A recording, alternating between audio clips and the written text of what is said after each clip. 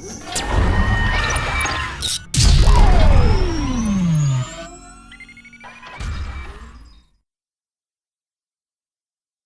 Chapter शुरू करते हैं अविलंब।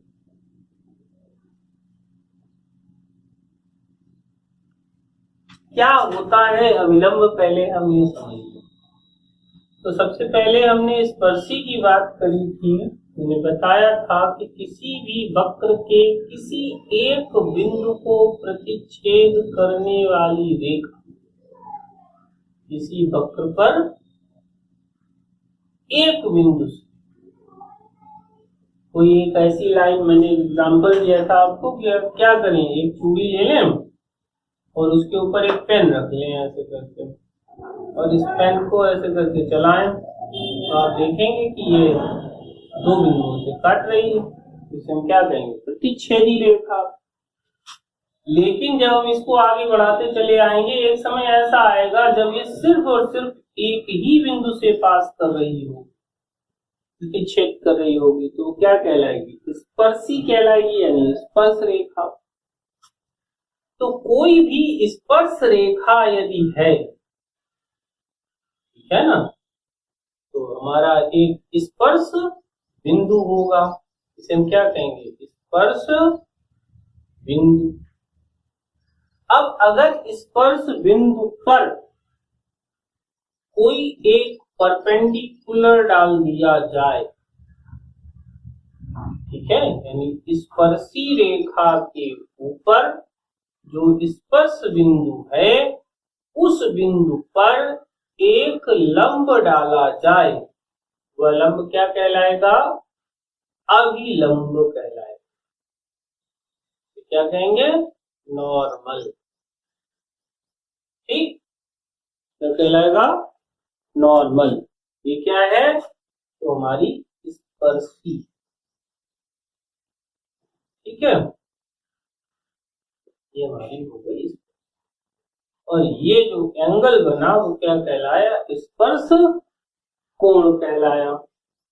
ठीक, एक चीज और हम यहीं से समझ लेते हैं, अगर इस रेखा को पीछे की ओर बढ़ाएं तो ये एंगल हमारा 90 डिग्री होगा। और ये वाला एक हमारे पास प्रमेय है कि किसी भी त्रिभुज के अंतः कोणों का योगफल, जो दो अंतः कोणों का योगफल उसके सामने के बहिष्ठ कोण के बराबर होता है। ये एंगल कितना हो जाएगा, 90 प्लस थीटा। तो बिल्कुल सीधी सीधी बात आ गई कि इसकी जो स्पर्शी की प्रवणता यदि हम m1 ले लें और अविलंब की प्रवणता यदि m2 ले लें, तो इन दोनों में जो रिलेशन होगा वो 90 रिलेशन जाएगा। बिल्कुल सीधी सी बात है। और एक बात यहाँ पर हमें स्पष्ट समझ में आ गई कि m1 इंटू m2 बराबर कितना होगा, क्योंकि परस्पर लंब है तो जो रेखाएं परस्पर परपेंडिकुलर हैं, मैंने पिछले क्लास में आपको ये बात समझाई थी। तो क्या होगा, तो हमारा क्या था प्रवणता का नियम, कि दोनों की प्रवणताओं का गुणनफल ऋण 1 के बराबर होगा। अब स्पर्शी और अविलंब यानी टेंजेंट और नॉर्मल एक दूसरे पर कैसे होते हैं, परस्पर लंब होते हैं। तो इनके बीच में जो रिलेशन होगा वो ये रिलेशन अवश्य। तो अगर हम अविलंब की प्रवणता m2 लिखें तो ये इस प्रकार से भी ज्ञात की जा सकती है, यानी कि अगर हमें स्पर्शी की प्रवणता पता है तो अविलंब की प्रवणता कैसे लिख सकते हैं, -1/m1। ठीक है ना, क्लियर है, बोलो। एक चीज देखिए, हमारे पास में एक रिलेशन है, क्या, स्पर्शी का समीकरण। स्पर्शी का समीकरण क्या था, तो हमने बताया था y - y1 dy over dx at the point x1 by 1 x minus, तो था स्पर्शी का समीकरण। अगर हम अविलंब का समीकरण निकालना चाहें, प्रवणता रूपरेखा का समीकरण लिखें, तो क्या लिखेंगे? अविलंब का समीकरण हमें क्या लिखेंगे? y माइनस y1, और यहाँ क्या लिखेंगे? m2 x minus x1। क्यों भाई? m2 हमारी किसकी प्रवणता है? तो अविलंब की प्रवणता, ये तो है अविलंब, इसकी प्रवणता m2 है, मैं m2 लिख लिया यहाँ। m2 की वैल्यू क्या होनी चाहिए? तो m2 की वैल्यू होगी -1/m1, यानी निकाल के देखी हमने अभी, x माइनस x1, ठीक है ना। m1 की जगह पर हम क्या लिख सकते हैं? ये m1 है ना, तो अभी तक m1 कैसे निकालते थे हम लोग? कैसे निकालते थे? m1 बराबर dy/dx at the point x1 y1। तो इसका मतलब हम यहाँ पर ये बात लिख सकते हैं, तो -1/dy/dx eight the point x1 y1 और x माइनस x1। अब ये जो समीकरण मिल गया, ये हमारा क्या कहलाया? अविलंब का समीकरण। इसे हम थोड़ा सा और एक्सप्लेन कर लें। कैसे? इसको उठाया और इधर ले आए, तो कैसे लिख दें? अब देखो क्या करना है, इसको इधर से उठाया और इस साइड में ले आए, तो यहाँ पर लिख दिया dy/dx at the point x1 y1 is equal to -x minus x1। ठीक है, इस टर्म को उठाया, इधर ले आए, तो x minus x1 plus dy/dx at the point x1 y1 और y माइनस y1 बराबर 0। इस समीकरण को भी हम अविलंब का समीकरण कहते हैं, ठीक है ना। ये भी अविलंब का समीकरण कहा जा सकता है। कुछ लोग कुछ जगहों पर अविलंब का समीकरण इस प्रकार से भी प्रदर्शित किया जा सकता है कि इसको हम उलट, कि फिलहाल आपको आवश्यकता नहीं है, रिस्पेक्ट चेंज कर ली जाती है। जब आप ग्रेजुएशन में पहुंचेंगे तो वहां पर ये सारी चीजें आपको मिलेंगी। फिलहाल अभी आप इन दो समीकरणों को समझ लीजिए, यही दोनों आपके अविलंब के समीकरण हैं। हम लोग जो सवाल लगाएंगे वो इस समीकरण से लगाना शुरू करेंगे, क्योंकि ये इजी पड़ेगा आपको और सॉल्यूशन करना आसान। आप चाहें तो इसका भी प्रयोग कर सकते हैं, ठीक है ना। फिर से एक बार पूरी बात समझ लेते हैं। क्या हुआ यहाँ पर कि कोई भी वक्र है, वक्र के किसी एक बिंदु से जब कोई रेखा निकलती है तो वह क्या कहलाती है? स्पर्शी कहलाती है। जैसे कि एक कर्व है हमारा और इससे एक ही बिंदु पर प्रतिच्छेद करती हुई रेखा जा रही है, जिसे हम स्पर्शी कहेंगे। जिस बिंदु पर यह वक्र को स्पर्श करती है, eight which point the line intersect the curve, curve को काटती है, ठीक वह बिंदु स्पर्श बिंदु टेंजेंट पॉइंट कहलाएगा। और ठीक उसी बिंदु पर जब कोई परपेंडिकुलर डाला जाए, कोई लंब डाला जाए, तो वह अविलंब यानी कि नॉर्मल कहलाएगा। स्पर्शी और अविलंब के मध्य परस्पर समकोण का संबंध होता है, दोनों परस्पर परपेंडिकुलर होते हैं। इसलिए परपेंडिकुलर कंडीशन हम लोगों को पता है क्या है कि दोनों रेखाओं की प्रवणताओं का गुणनफल ऋण 1 के बराबर होगा। यानी कि दोनों जो रेखाएं हैं, कौन सी दोनों रेखाएं? एक स्पर्शी और दूसरी अविलंब। तो स्पर्शी और अविलंब की प्रवणताओं का जो गुणनफल है, का जो मल्टीप्लायर है, वो -1 के बराबर होगा। अगर ऐसा है तो अविलंब की प्रवणता अगर हमने m2 मान रखी है तो m2 is equal to -1/m1 होगी। अब चूंकि m1 की वैल्यू हमारी कितनी है? dy/dx एट दैट पॉइंट, तो m2 की वैल्यू भी हमारी क्या हो जाएगी, -1/dy/dx एट दैट पॉइंट। अब हमने क्या किया, ये तो था हमारा स्पर्शी का समीकरण, अभी तक हमने इससे सवाल लगाए, ठीक है ना।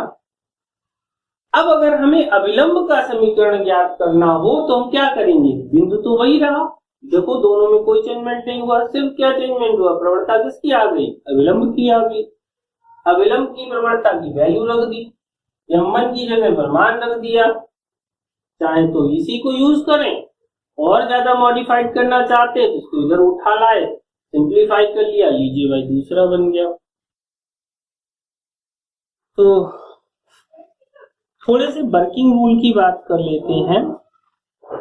हमें अगर कोई प्रॉब्लम मिलती है तो एक एल्गोरिथम हम लोग फॉलो करते हैं, आप लोग कुछ बिंदु सीधे सीधे याद कर लीजिए, काम बस यही करना है और कुछ नहीं। जैसे कि स्पर्शी में आपने देखा स्पर्शी के सवालों को, तो क्या था, सबसे पहले हम लोग क्या करते थे, स्पर्शी के सवाल जब हम लोग लगाते थे तो हम लोग क्या करते थे, सबसे पहले दिया गया वक्र पकड़ा, जो भी कर्व इक्वेशन दे रखी है उसको डिफरेंशिएट कर दिया, अब जो पॉइंट दिया है उस पॉइंट पर एट द पॉइंट वैल्यू निकाल दी, ठीक है ना। इसके बाद में अपना स्पर्शी का समीकरण लिखा और उस बिंदु को रखा और हल कर दिया। यहां पर भी हमें यही काम करना है और कुछ नया नहीं करना, ठीक है। जो भी आपको सबसे पहले क्या दिया गया होगा, कर्व दिया गया होगा, आप कर्व इक्वेशन लिखेंगे, उसे डिफरेंशिएट कर लेंगे, dy/dx मिल गया। अब आपको जो पॉइंट दिया गया उस पॉइंट पर dy/dx की वैल्यू निकाल लीजिए, ये आपकी आ गई प्रवणता, ठीक है ना।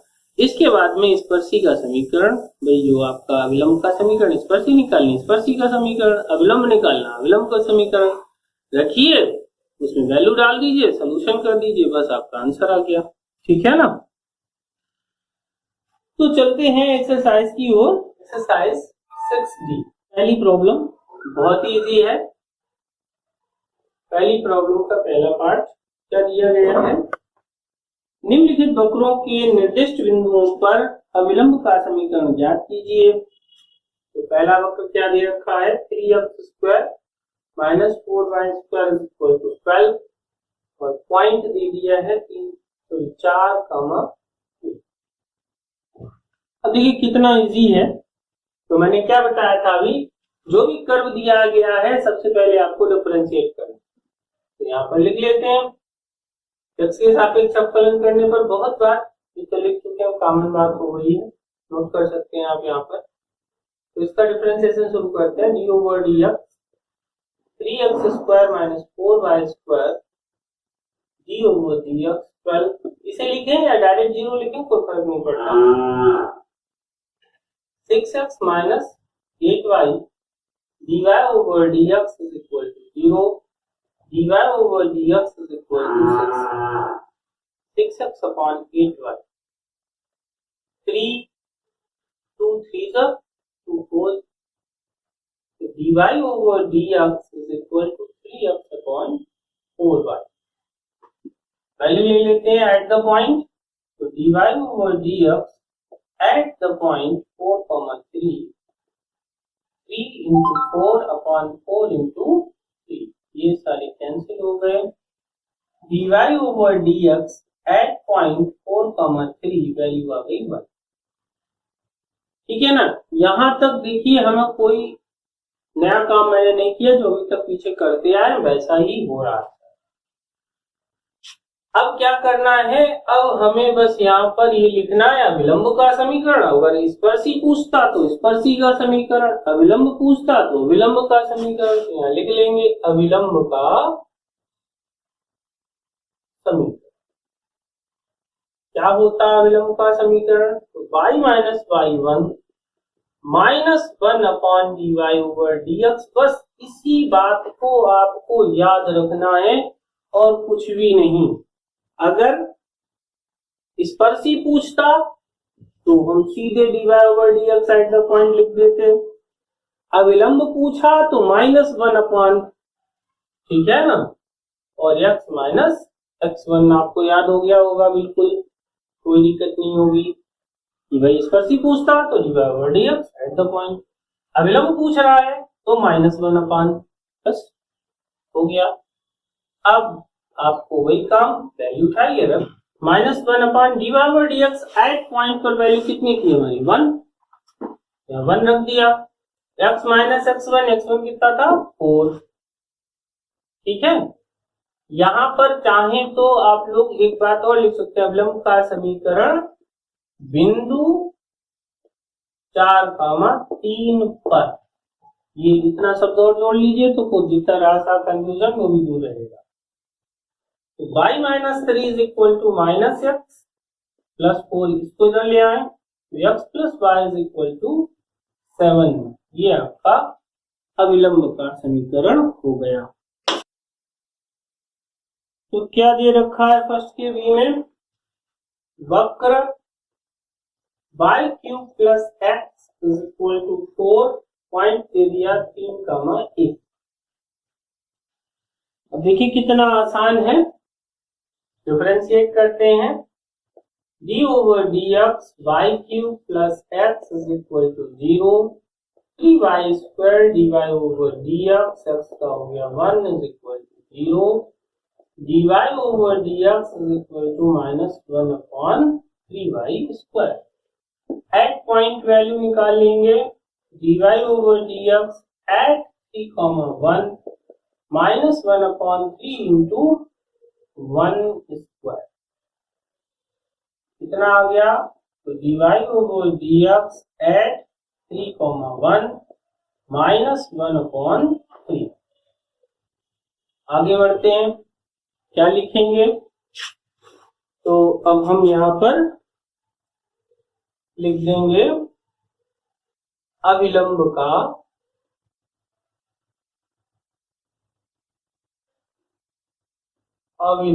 का समीकरण बिंदु